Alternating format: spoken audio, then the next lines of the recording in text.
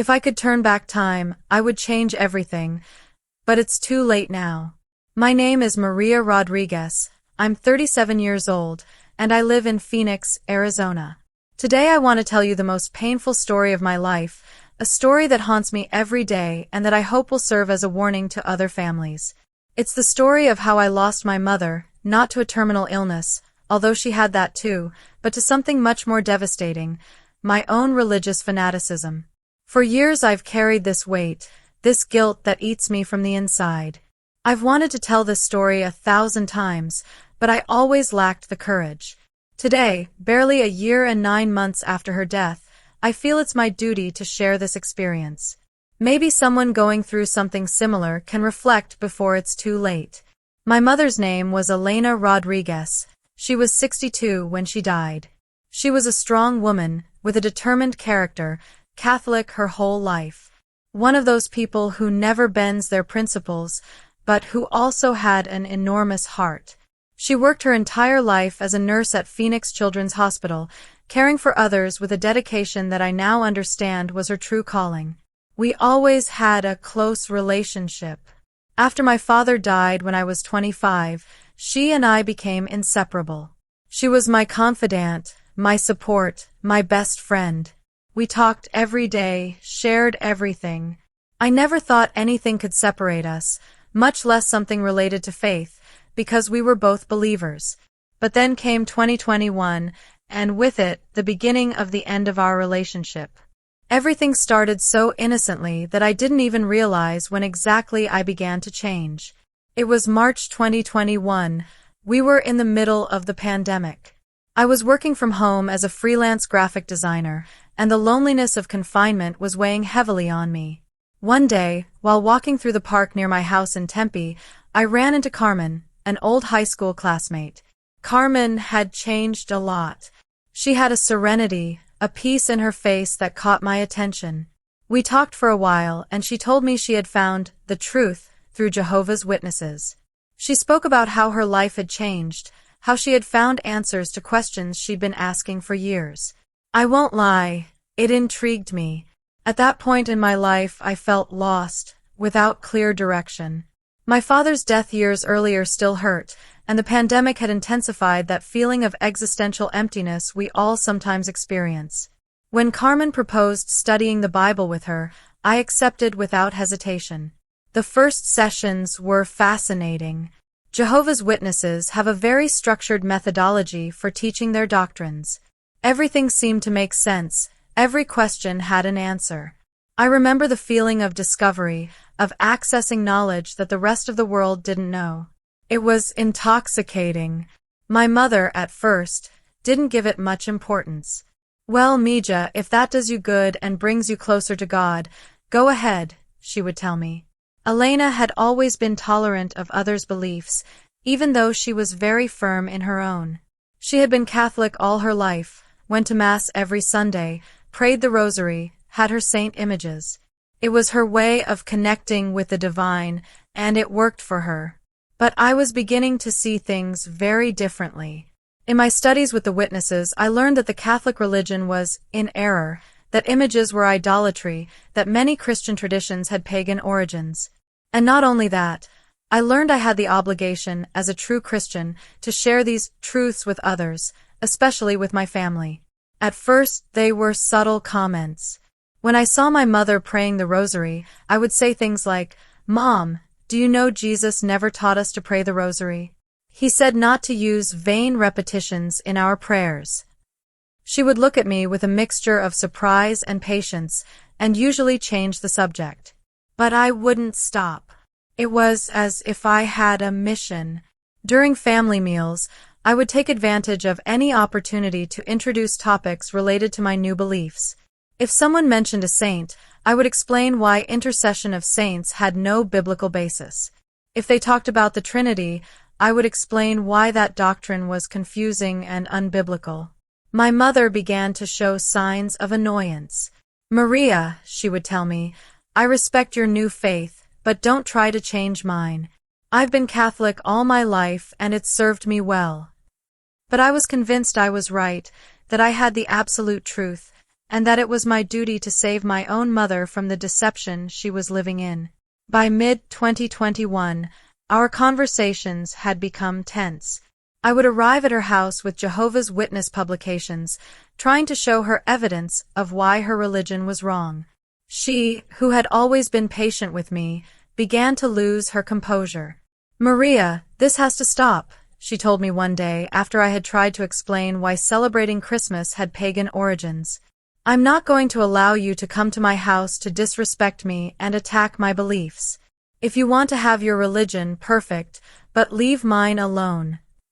But I couldn't stop. I had developed what I now recognize as religious fanaticism.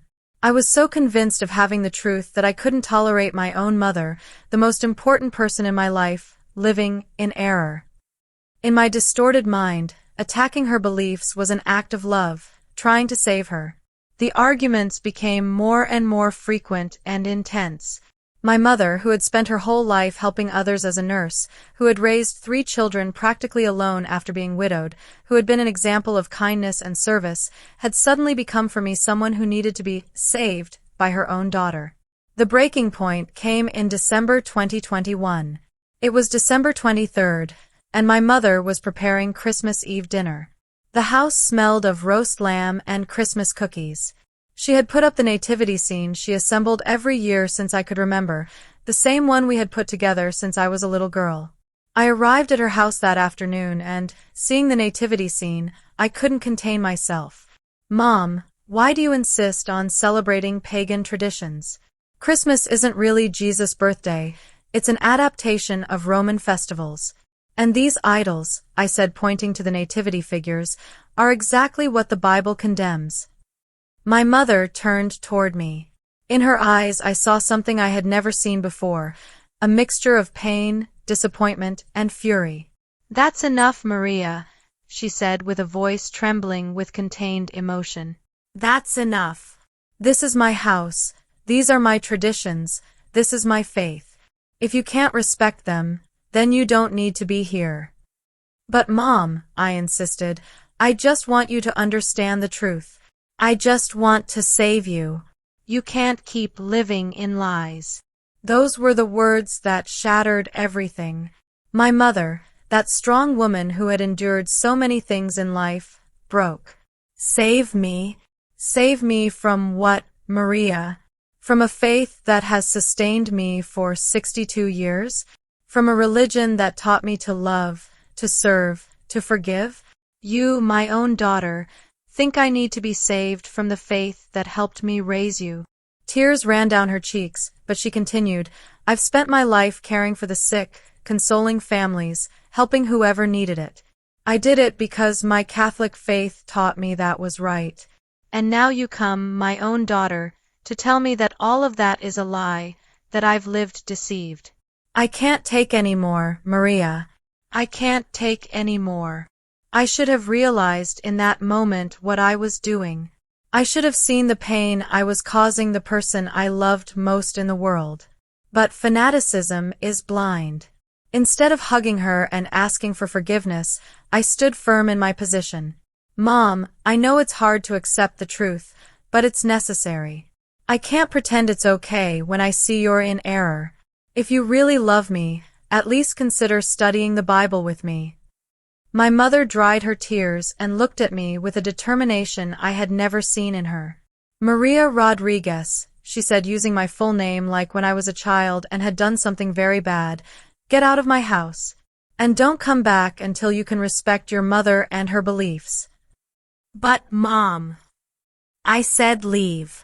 You have no right to come here to destroy the peace of my home with your fanaticism. Go." I left that night feeling a mixture of anger and indignation. In my distorted mind, I was the victim. My mother had rejected the truth, had preferred error to the salvation I was offering her. The brothers in my congregation consoled me, told me it was normal for family to reject the truth at first, that I had to be patient and keep praying for her. But the days passed and neither of us yielded. I was convinced I was right, and she was tired of my constant attacks on her faith. Silence settled between us for the first time in our lives. Months passed and our distance remained. Occasionally my Uncle Miguel, my mother's brother, tried to mediate between us. "Maria, your mother misses you a lot," he would tell me. "But she's also very hurt. Maybe if you went and asked for forgiveness." But I didn't believe I had anything to apologize for. In my mind, I had tried to save my mother's soul and she had rejected it. If anyone had to ask for forgiveness, it was her, for rejecting the truth I had presented to her with so much love. This toxic mentality continued until May 2022. It was my cousin Lucy who called me that afternoon, with a voice broken by worry. "Maria, you need to know. Aunt Elena has cancer." My world collapsed. "What kind of cancer? How serious is it?"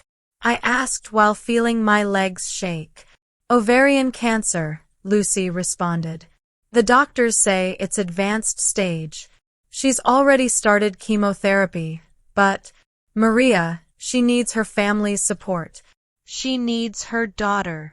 I hung up the phone and sat on my couch, processing the information. My mother, my strong and invincible mother, had cancer. She was fighting for her life, and I had been absent for more than 5 months over a stupid religious argument. My first impulse was to run to see her, hug her, be with her. But then fanaticism took control of my thoughts again.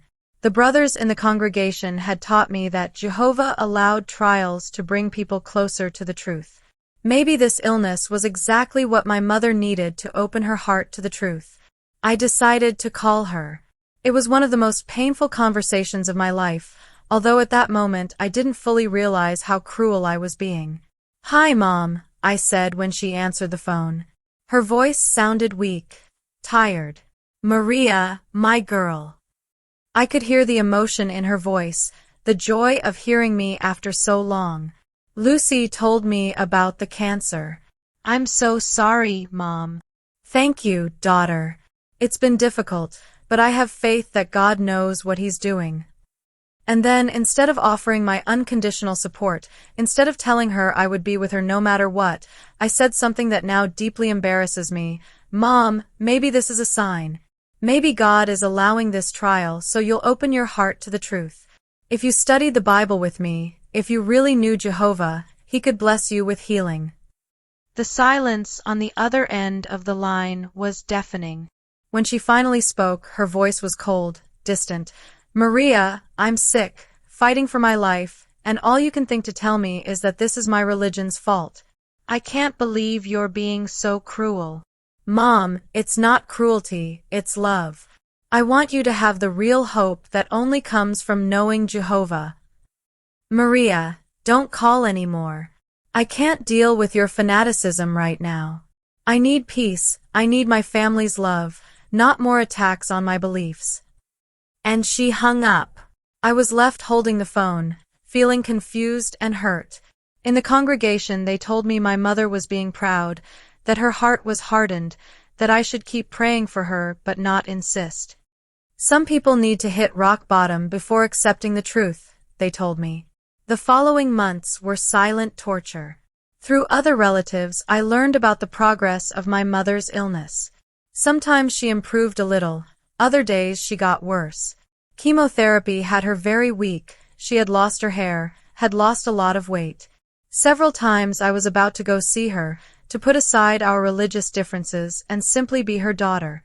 But every time I was about to do it, I remembered the teachings of my religion about staying firm in the truth, about not compromising biblical principles for family ties.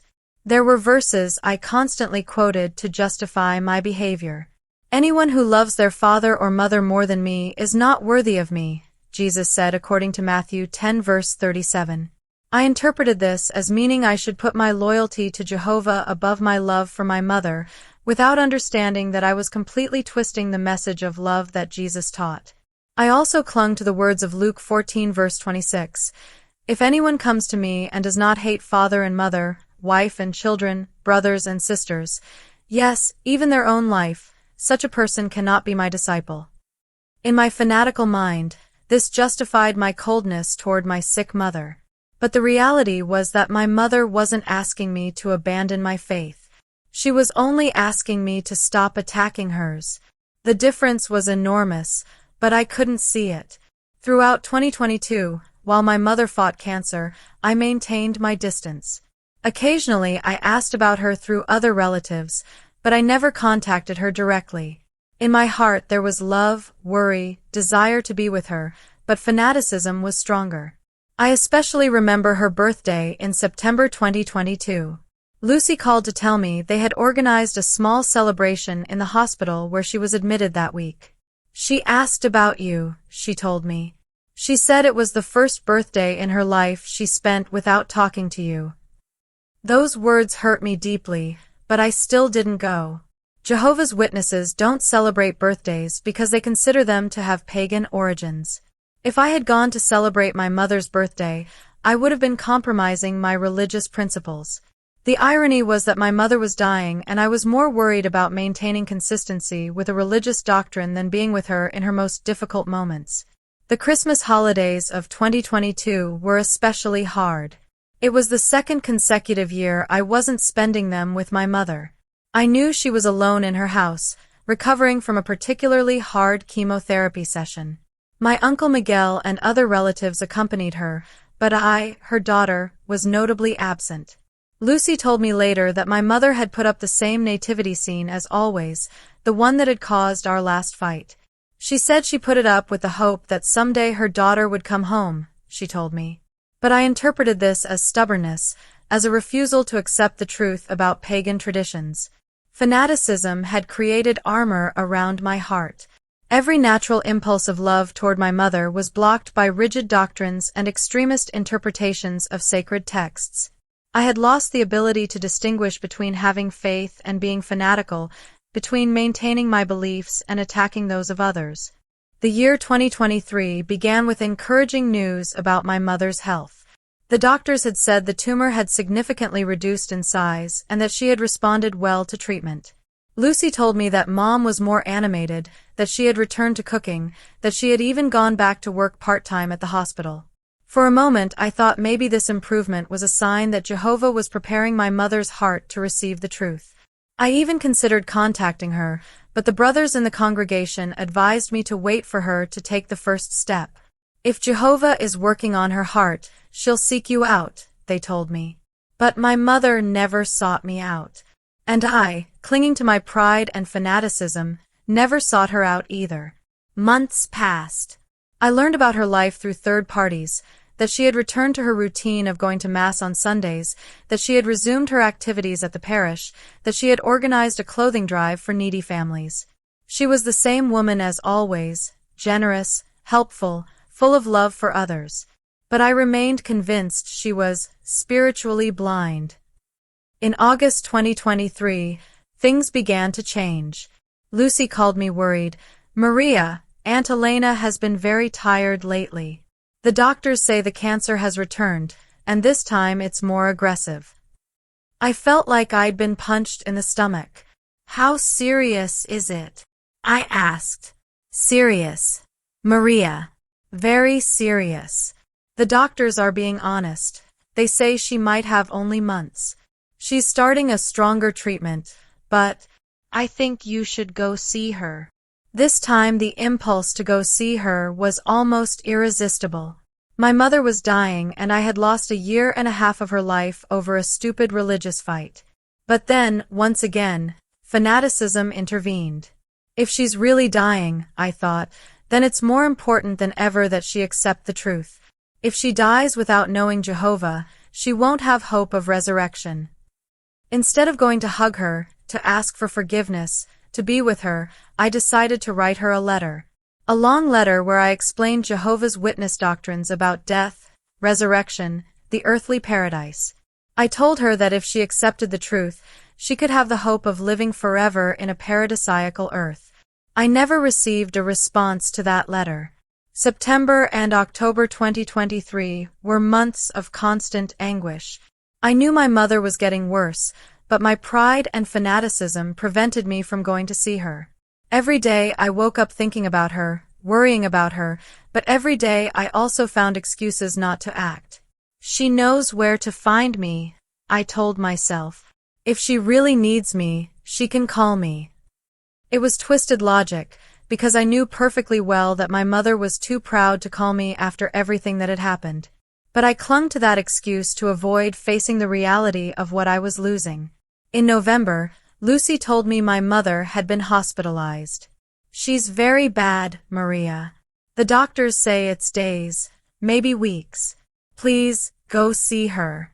She misses you so much, even if she doesn't say it. That night, I didn't sleep. I walked around my apartment all night, struggling between my love for my mother and my religious fanaticism. Part of me screamed that I had to go to the hospital, that I had to be with her, that nothing mattered more than a daughter's love for her mother. But the other part, the part that had been indoctrinated, told me that going would be a betrayal to Jehovah, that I had to stay firm in the truth until the end. I decided to go to the hospital the next day. But when I arrived, I didn't enter her room. I stayed in the hallway, looking through the half-open door. She was sleeping, connected to several medical devices. She looked very thin, very fragile. Nothing like the strong woman I had known all my life. A nurse approached to ask if I needed anything. "I'm her daughter," I told her. "How is she?" "She's been asking for you," the nurse responded gently.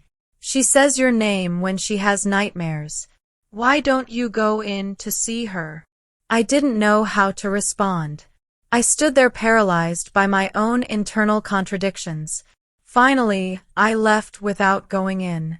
It was the most cowardly decision of my life. The following days were torment. I knew my mother was dying and that I had to be with her, but something in me wouldn't let me act. It was as if fanaticism had created an invisible barrier between my heart and my actions. On November 15th, 2023, at 3:30 in the morning, my phone rang. It was a message in the family WhatsApp group, sent by my cousin Alberto.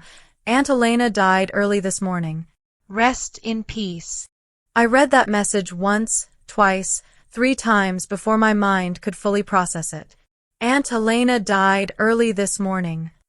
Just like that, without preamble, without delicacy, without consideration. That's how I found out I had lost my mother forever. I sat on my bed, phone in my hands, feeling as if the world had stopped. My mother had died. The woman who had given me life, who had raised me, who had loved me unconditionally for 35 years, had died. And I wasn't there. I wasn't there when she took her last breath. I wasn't there to hold her hand. I wasn't there to tell her I loved her. I wasn't there to ask for forgiveness. I wasn't there to say goodbye to her. Tears began to fall, first slowly, then like an unstoppable waterfall. I cried like I had never cried in my life. I cried for my mother, for her suffering, for her death. But above all I cried for myself, for my stupidity, for my fanaticism, for having lost the last 2 years of her life over an absurd religious argument. I immediately called my Uncle Miguel. "Uncle, how did it happen? Was she accompanied? Did she suffer much?" My uncle's voice sounded tired, sad. "Maria, Mija, it was peaceful. She was sedated for the pain. Lucy and I were with her. We stayed all night at the hospital." "Did she say anything about me?" I asked, though I wasn't sure I wanted to hear the answer. My uncle sighed deeply. "Maria, your mom never stopped loving you.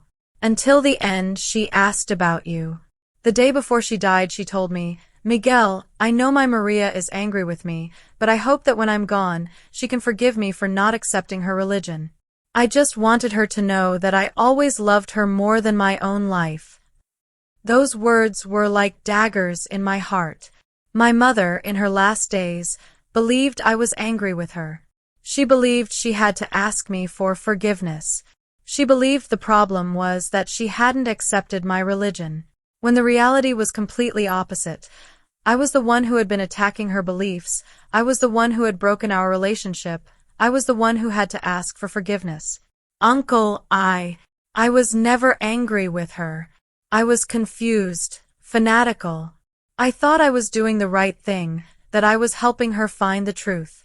I never wanted to hurt her. I loved her with all my heart. I know, Mija, I know. Your mom knew it too, deep down. But pride can be stronger than love sometimes, on both sides. I hung up the phone and collapsed to the floor. In that moment, I understood the magnitude of what I had done, what I had lost. I hadn't just lost my mother, I had lost the opportunity to reconcile with her, to ask her for forgiveness, to accompany her in her last days, to tell her how much I loved her. Fanaticism had stolen the last 2 years of my mother's life from me. But more than that, it had stolen from me the peace of knowing I had been a good daughter until the end. It had stolen from me the possibility of saying goodbye. It had stolen from me the right to be beside her deathbed, holding her hand, assuring her that everything would be okay. During the following hours, while I prepared black clothes for the funeral and tried to process the reality of her death, I began to remember all the moments we had lost in those 2 years. Birthdays, Christmases, Mother's Days, little Sunday lunches we used to share. All those opportunities to create memories together, lost forever. But what hurt me most was remembering our last face-to-face conversation, that terrible night in December 2021 when we argued over the Christmas nativity scene. Those had been our last words in person, reproaches, attacks on her beliefs, tears of pain on her part. There hadn't been an "I love you," there hadn't been a hug, there hadn't been forgiveness. My last conversation with my mother had been a fight, and now there was no possibility of changing that. The funeral was a surreal experience. I arrived at the Catholic church in my neighborhood, the same one where my mother had gone to Mass for decades, and I felt like a stranger in a place that had been part of my childhood. The church was full of people. Co-workers from the hospital, neighbors, parish friends, relatives. Everyone had stories to tell about my mother, about her kindness, her generosity, her dedication to others. I listened to those stories feeling smaller and smaller, more ashamed of my behavior in recent years. One of her nurse colleagues approached me during the viewing. "You must be Maria," she said. "Your mom talked about you a lot. She was very proud of your work as a designer. She always showed us your projects on her phone." "She talked about me?" I asked, surprised. After everything that had happened, after our separation, my mother still spoke of me with affection. "Of course. She said you'd had some differences, but that she knew deep down you were a good person, that you were just going through a confused stage. She told us she hoped someday you could reconcile." Those words destroyed me. While I had been judging her, criticizing her beliefs, staying away from her, my mother had been defending me to others, patiently waiting for me to come home. During the funeral mass, I heard the priest's words about forgiveness, about unconditional love, about God's mercy.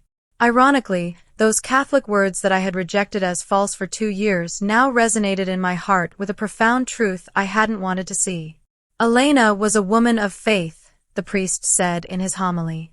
A faith that manifested not in words, but in actions. A faith that led her to dedicate her life to caring for others, to serving those most in need. A faith that taught her to love without conditions, to forgive without limits, to hope without despair. I realized in that moment that my mother had lived her faith in a much more authentic way than I had. While I had obsessed over doctrines and rituals, over being theologically right, she had lived the heart of the Christian message, love for one's neighbor. After the funeral, many relatives and friends came to offer condolences. But instead of words of comfort, most of them had uncomfortable questions. "Maria, why didn't you go see her when she was sick?" My Aunt Carmen, my mother's sister, asked me. "It's just, we had some religious differences," I mumbled, embarrassed. "Religious differences?" Her voice rose. "Religious differences were more important than being with your mother while she was dying of cancer?" I had no answer for that question. Because the truth was no, they weren't more important. Nothing was more important than a daughter's love for her mother. But fanaticism had made me believe otherwise. My cousin Alberto was even more direct. "Maria, your mom died with a broken heart. She never understood why her own daughter had abandoned her. We tried to explain it to her, to tell her it wasn't personal, but she didn't understand. She said, if my daughter really loved me, she would be here with me, regardless of our differences. Each of these conversations was like receiving a slap. Each testimony about my mother's pain during her last years made me feel more guilty, more repentant, more aware of the magnitude of my mistake. That night, when I finally got home after the burial, I sat on my couch and tried to process everything I had experienced in those 2 days. My mother was dead. Our relationship had ended in a fight. I could never ask her for forgiveness. I could never hug her again. I could never tell her how much I loved her. It was in that moment when I began to really question for the first time in 2 years the teachings I had received from Jehovah's Witnesses. If my religion was really the truth, if it really came from a God of love, why had it resulted in the separation of a mother and daughter? Why had it caused so much unnecessary pain? I began to remember Jesus' teachings about love, forgiveness, compassion. Hadn't he said that the greatest commandment was to love God and the second was to love your neighbor as yourself?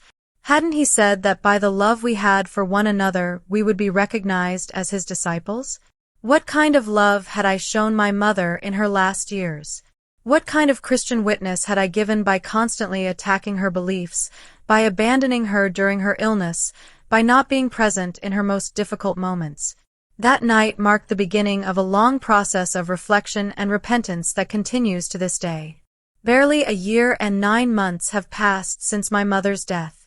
A year and 9 months in which there hasn't been a single day I haven't thought about her, haven't regretted my behavior, haven't wished I could turn back time and do things differently. In this short time I've gone through a painful but necessary process of deconstructing my fanatical beliefs and reconstructing a more mature, more compassionate faith, more centered on love than on doctrine.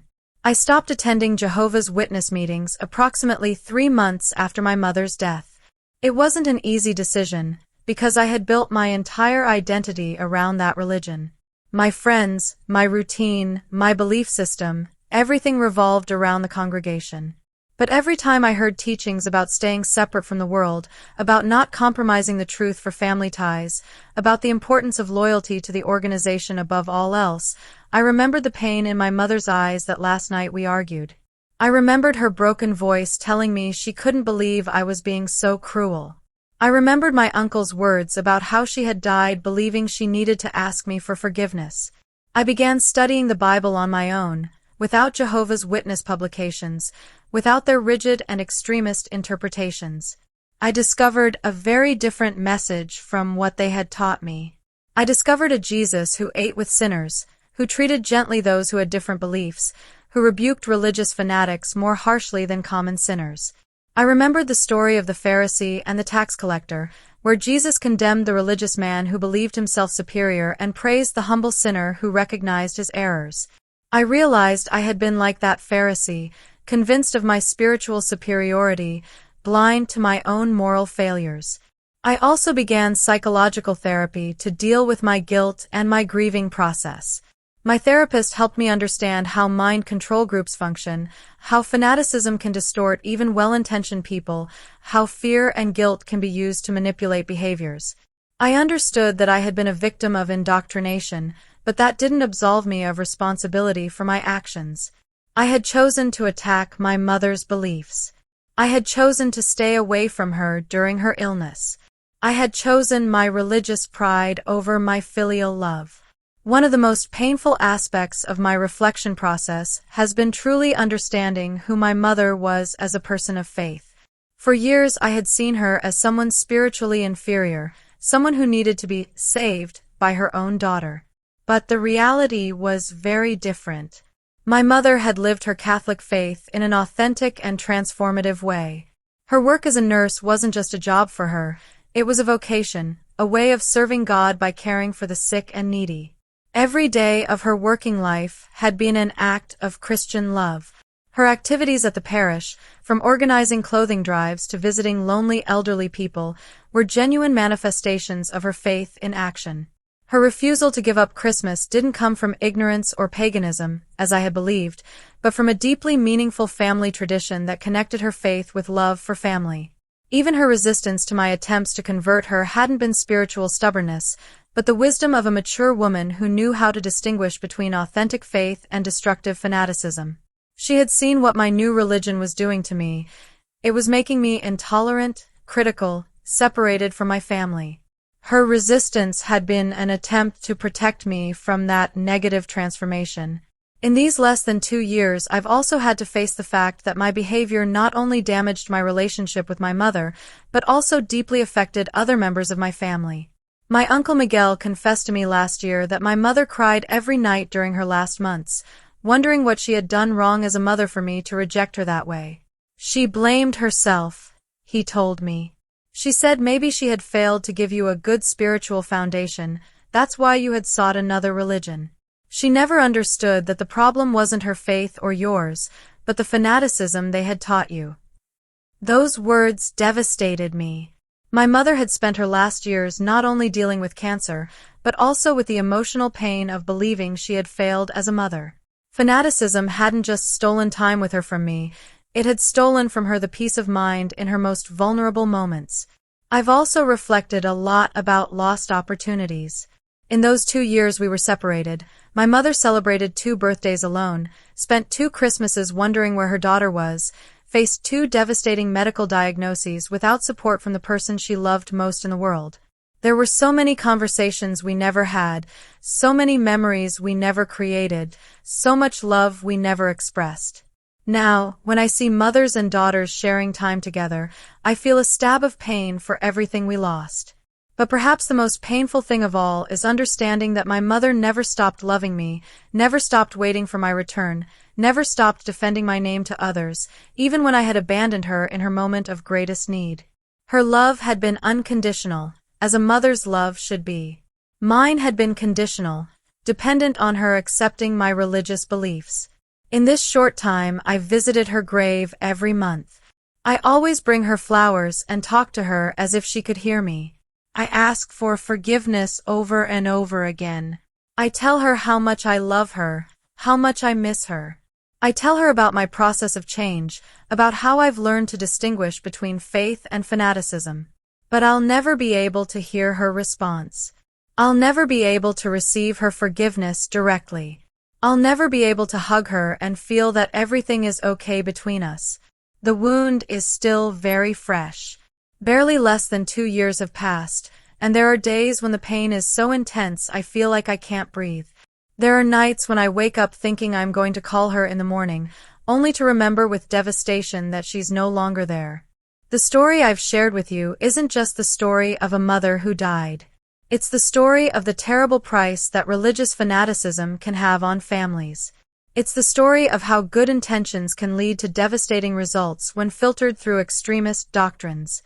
When I began my study with Jehovah's Witnesses, I genuinely believed I was seeking spiritual truth.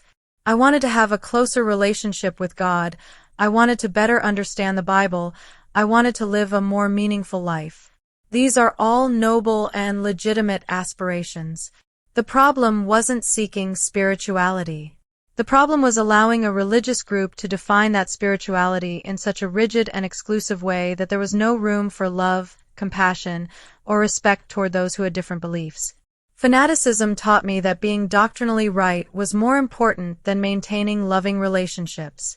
It taught me that my loyalty to a religious organization should be above my loyalty to my own mother. It taught me that attacking others' beliefs was an act of love, when in reality it was an act of arrogance and cruelty. But fanaticism didn't just steal my relationship with my mother from me. It also stole my own humanity during those 2 years.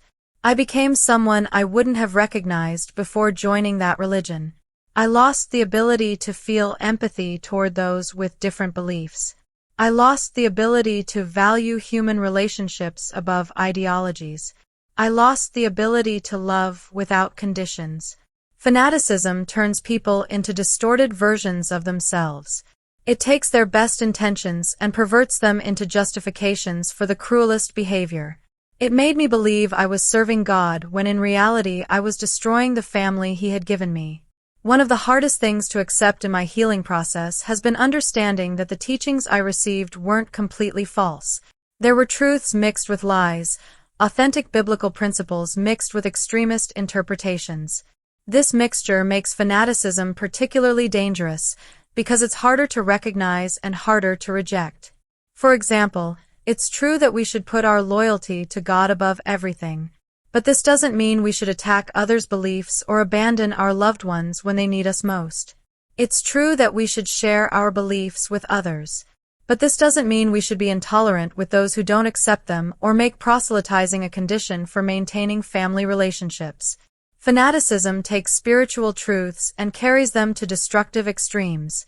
It takes the importance of faith and turns it into intolerance. It takes the importance of truth and turns it into arrogance. It takes the importance of loyalty to God and turns it into cruelty toward human beings. Now I understand that true spirituality should make us more loving, more compassionate, more humble. If our religion is making us harder, more critical, more separated from our loved ones, then something is terribly wrong, regardless of how correct it might seem doctrinally. My mother, with her simple and practical Catholic faith, had understood this much better than I had with all my biblical studies and theological knowledge. She had lived her faith in a way that brought her closer to others, that made her more helpful, more generous, more loving. I had lived my faith in a way that separated me from others, that made me more critical, more intolerant, more cruel. The price of fanaticism in my life was losing the last 2 years with my mother. But the price of fanaticism in general is much greater. Broken families, destroyed friendships, divided communities, people who turn away from spirituality completely due to negative experiences with religious fanaticism.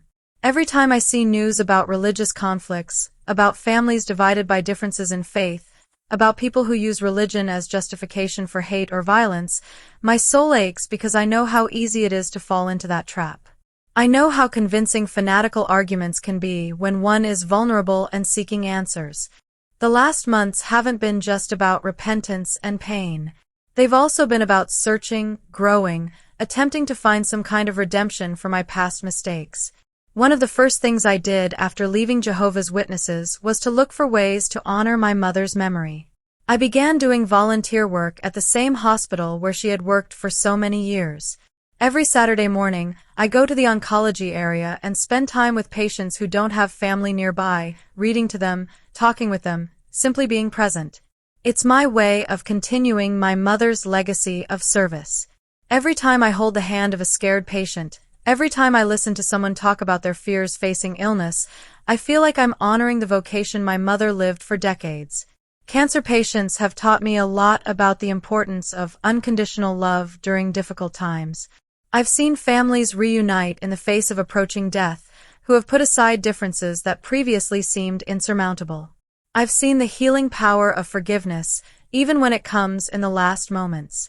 These experiences have reinforced my conviction that we must never allow ideological or religious differences to get in the way of family love. Life is too short and too fragile to waste precious time on arguments that, in the end, don't matter as much as we think they do. I've also recently begun speaking publicly about my experience, sharing my story in support groups for people who have had similar experiences with controlling religious groups. I've discovered I'm not the only person who has lost important family relationships due to religious fanaticism. I met a man who lost his relationship with his children because he became fanatical about an extremist Christian denomination.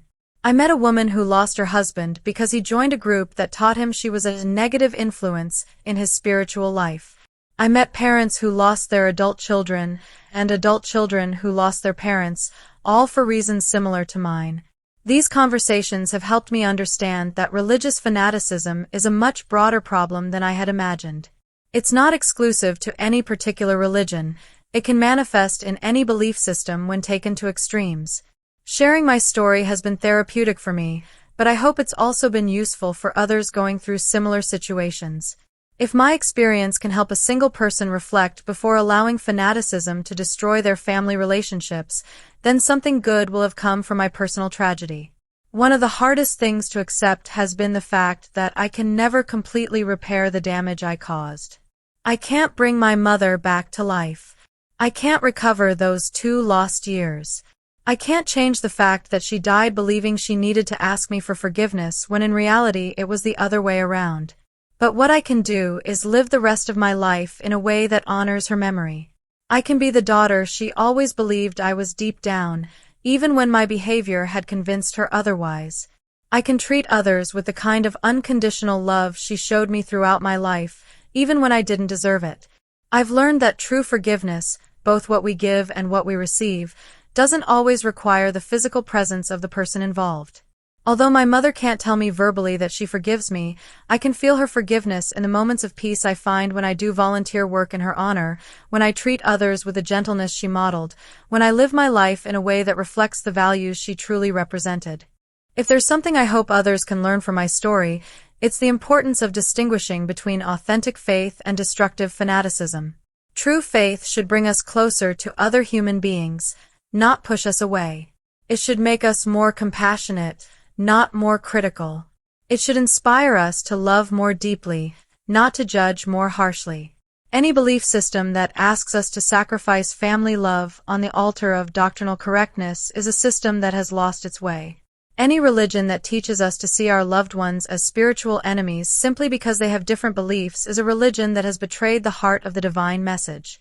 I've learned that spiritual humility is infinitely more valuable than doctrinal certainty. It's better to say, I don't know everything, but I try to love the best I can, than to say, I have all the answers and everyone else is wrong. It's better to admit our doubts and keep loving than to proclaim our certainty and destroy relationships in the process. I've also learned that it's never too late to change, to grow, to admit we were wrong. Although I can no longer repair my relationship with my mother, I can ensure that the rest of my relationships are based on unconditional love rather than ideological conformity. I've learned that time is the most precious gift we can give our loved ones. We don't know how much time we'll have with the people we love. Every day we lose in unnecessary arguments is a day we can never recover. Every cruel word we say might be the last that person hears from us. My mother and I had 35 years of love and closeness, but we lost the last 2 years of her life in an absurd separation. Those 2 years can't be recovered, but they've taught me to value every moment I have with the important people in my life. I've learned that forgiveness is a process, not a single event. Every day I have to choose to forgive myself for my past mistakes. Every day I have to choose to honor my mother by living in a way that reflects the love she taught me. Every day I have to choose compassion over judgment, love over doctrinal correction. And perhaps the most important lesson I've learned is that true love doesn't require conformity of beliefs.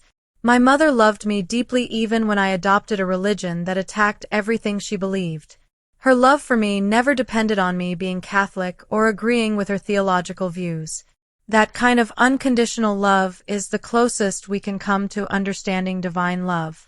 It's a love that transcends differences, that survives disagreements, that endures even when the loved person makes terrible mistakes. If I could speak to anyone going through a situation similar to what I experienced, I would tell them this: no religion, no doctrine, no theological belief is worth more than your family's love. If your faith is making you more critical of your loved ones, if it's teaching you to see them as spiritual enemies, if it's asking you to abandon them for not sharing your beliefs, then that faith has lost its way. True spirituality should make you more loving, not less. If you have your mother alive, if you have the opportunity to hug her, to talk to her, to ask for forgiveness if necessary, don't waste that opportunity. Don't repeat my mistake.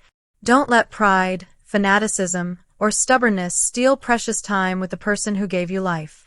Mothers don't live forever. One day, if you're lucky, it will be you in a hospital bed, surrounded by your loved ones. In that moment, what will be more important, having been doctrinally right or having loved deeply? My mother died without hearing from my lips that I loved her more than my own life. She died without receiving my apology for having hurt her so much. She died believing she had failed as a mother when in reality she had been an extraordinary mother who deserved much better from her daughter. I have to live with those realities for the rest of my life. But you, if you're reading this in time, have the opportunity to do things differently. If there's tension in your family over religious differences, be the first to build bridges. If you've said hurtful things in the name of your faith, ask for forgiveness. If you've allowed your religion to get in the way of your family relationships, reevaluate your priorities. Life is short.